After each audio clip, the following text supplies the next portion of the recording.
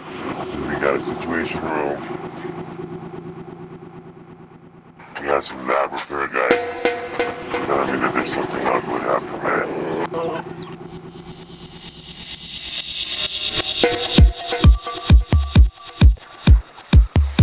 Ya mi color ya is That's with the big guy. Big guy just wanted to just have a little good time in the morning in the weather. Have a little bit of FTX. Look what he did. This is a seal. For those of you that don't know a seal, bro, this is a seal. Yeah, man. Geez, 6-7 years of having these guys.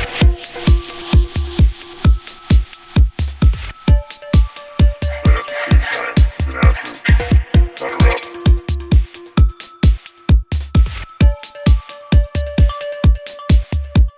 What we got today, another TigerCooks episode. But this time, you guys saw what happened with the chicken earlier. What I gathered the information, this is about 3 to 5 kilos maybe. So we got it cleaned up a little bit after you see what happened to the chicken. So we're gonna start with the very basic marination. Of course, whenever there's TigerCooks, there's always lots and lots of garlic.